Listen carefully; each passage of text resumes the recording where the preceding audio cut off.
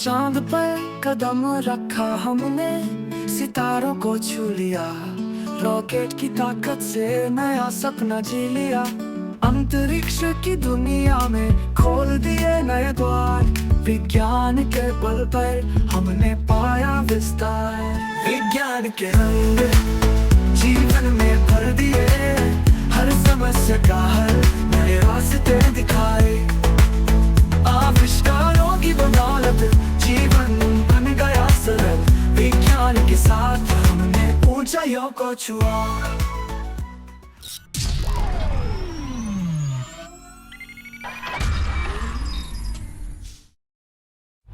नमस्कार, विश्व शांति दर्शन चैनल में आपका स्वागत। चैनल के रचयिता है विश्वधर्मी प्राध्यापक डॉक्टर विश्वनाथ दा कराड़ जी, जो इस बात को मानते हैं कि union of science and spirituality can alone bring peace to mankind, जो बात स्वामी विवेकानंद जी ने विश्व के सामने रखी थी। आप देख रहे हैं विज्ञान के अजूबे और आज का विषय है बिजली यानी कि इलेक्ट्रिसिटी। किसी ने पूछा कि अगर दुनिया में सूरज नहीं होता तो क्या होता, तो जवाब आया इलेक्ट्रिक बिल बहुत आता। खैर मजाक छोड़िए और सोचिए कि क्या होता होगा जब सालों पहले शाम को सूरज ढलता होगा और फिर सभी ओर सिर्फ अंधेरा ही होता। यह ज़्यादा दूर की बात नहीं है, बल्कि सिर्फ 250-300 साल पहले की बात है, जब लोग घोड़े पर सवार होते थे, लड़ाइयाँ भी लड़ते थे, खेती करते थे और शाम को सूरज ढलने के बाद घर वापस आते थे। नई खोज तब भी होती थी, मगर वह लकड़ी के यंत्रों की, तोपों की, शस्त्र सज्ज रथों की। पर जिसने भी बिजली खोजी उसने द्वार खोल दिया अनेक यंत्रों का, यंत्र युग का, कारखानों का, रात की रोशनी में कार्यरत रहने वाली दुनिया का। और बिजली की खोज जिसके नाम पर है वह शख्स है बेंजामिन फ्रैंकलिन। बेंजामिन फ्रैंकलिन ने 1752 में एक पतंग के प्रयोग से साबित किया कि बिजली निसर्ग में पाई जाने वाली, आकाश में चमकने वाली बिजली का ही एक रूप है। वैसे तो बिजली एक प्राकृतिक शक्ति है, इसलिए इसका आविष्कार करना जरूरी नहीं था, हालांकि इसे समझना जरूरी था। उस समय तक वैज्ञानिक मुख्य रूप से स्टैटिक इलेक्ट्रिसिटी के बारे में जानते थे और इसके साथ ही प्रयोग कर रहे थे। बेंजामिन फ्रैंकलिन ने यह विचार दिया कि बिजली में सकारात्मक और नकारात्मक तत्व होते हैं और बिजली इन तत्वों के बीच प्रवाहित होती है। 1752 में फ्रैंकलिन ने अपना यह प्रसिद्ध पतंग का प्रयोग किया, यह दिखाने के लिए कि बिजली ही इलेक्ट्रिसिटी है। उन्होंने आंधी के दौरान पतंग उड़ाई। उन्होंने पतंग की डोरी में एक धातु की चाबी बांधी ताकि वह बिजली को महसूस करे, समझे। तूफानी बादलों से बिजली पतंग में स्थानांतरित हो गई और बिजली डोर से नीचे प्रवाहित हुई और उन्हें छोटा सा झटका लगा। 1752 की बात है, जब बेंजामिन फ्रैंकलिन बारिश के समय में उन्होंने एक पतंग को हवा में छोड़ा, उसके सहारे उन्होंने एक चाबी को लगाया था। फिर जब बिजली कड़की तब उसको ये रियलाइज़ हुआ कि इलेक्ट्रिसिटी और बिजली का कनेक्शन है। फिर उन्होंने उसको रिसर्च किया और फिर इलेक्ट्रिसिटी का खोज हुई। खैर इससे बिजली का अस्तित्व समझ में आया, मगर उसे मानव के लिए कैसे उपयोग में लाए यह प्रश्न था।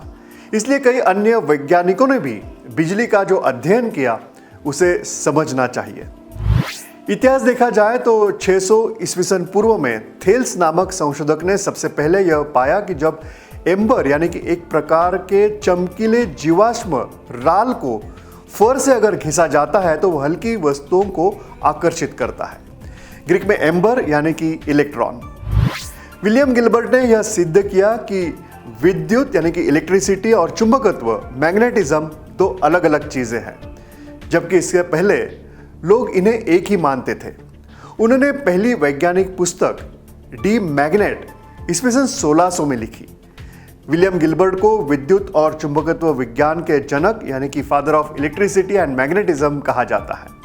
उनकी खोजों ने भविष्य के वैज्ञानिकों को प्रेरित किया, जिससे आगे चलकर इलेक्ट्रिसिटी और इलेक्ट्रोमैग्नेटिज्म का विकास हुआ। गिलबर्ट के काम से प्रेरित होकर सर थॉमस ब्राउन ने आगे खोज की और अपने निष्कर्षों के बारे में किताबें लिखी। गिलबर्ट और ब्राउन को इलेक्ट्रिसिटी शब्द का इस्तेमाल करने वाले पहले वैज्ञानिक होने का श्रेय दिया जाता है। हमने देखा कि बिजली का अस्तित्व तो समझा, लेकिन उसे निर्माण भी करना था, और वो भी कंटिन्यूअस मोड में। एलेसेंड्रो वोल्टा इन्होंने पहली विद्युत बैटरी बनाई जिससे लगातार विद्युत प्रवाह उत्पन्न किया जा सकता था। ये बैटरी रासायनिक प्रक्रिया से लगातार बिजली उत्पन्न कर सकती थी, जिससे भविष्य की बिजली निर्माण हो सकी। वोल्टा के सम्मान में विद्युत विभव यानी कि इलेक्ट्रिक पोटेंशियल की इकाई वोल्ट का नाम रखा गया है। दूसरा संशोधक आंद्रे मेरी एम्पियर का बिजली और विद्युत चुंबकत्व यानी कि इलेक्ट्रोमैग्नेटिज्म में बहुत बड़ा योगदान था। उन्होंने 1820 में विद्युत धारा और चुंबकत्व इनका संबंध खोजा। एम्पियर ने यह सिद्ध किया कि जब किसी तार में विद्युत धारा बहती है तो उसके चारों ओर चुंबकीय क्षेत्र बनता है। उनके सम्मान में विद्युत धारा की इकाई एम्पियर रखी गई, जो आज पूरे विश्व में उपयोग में है। माइकल फैराडे ने 1831 में विद्युत चुंबकीय प्रेरणा यानी कि इलेक्ट्रोमैग्नेटिक इंडक्शन की खोज की, जिससे बिजली उत्पन्न करना संभव हुआ। माइकल फैराडे ने विद्युत मोटर, जनरेटर और ट्रांसफार्मर के क्षेत्र में महत्वपूर्ण योगदान दिया। उन्हें विद्युत चुंबकत्व यानी कि इलेक्ट्रोमैग्नेटिज्म और इलेक्ट्रोकेमिस्ट्री इनके जनक के रूप में जाना जाता है। फैराडे ने यह खोज की कि यदि किसी तार के पास चुंबक को हिलाया जाए तो उसमें विद्युत धारा उत्पन्न होती है। इसे ही विद्युत चुंबकीय प्रेरणा कहा जाता है। यही सिद्धांत आज जनरेटर और ट्रांसफार्मर में उपयोग किया जाता है। फैराडे ने पहला इलेक्ट्रिक जनरेटर बनाया जो यांत्रिक ऊर्जा यानी कि मैकेनिकल एनर्जी को विद्युत ऊर्जा यानी कि इलेक्ट्रिकल एनर्जी में बदल सकता था।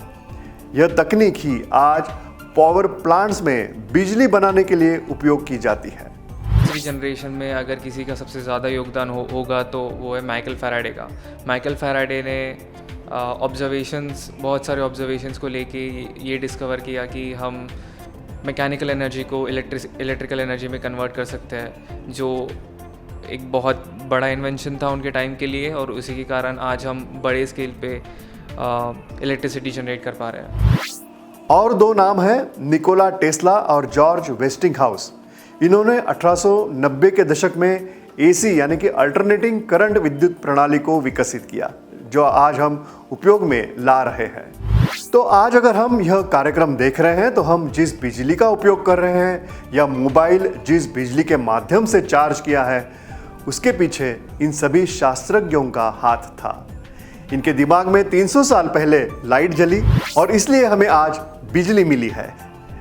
अगले हफ्ते फिर मिलते हैं एक नई खोज के साथ। इस प्रोग्राम को खोजने की आपको ज़रूरत न पड़े, इसलिए इस चैनल को सब्सक्राइब करें। अगर वह किया है तो नोटिफिकेशन और बेल आइकॉन ज़रूर क्लिक करें।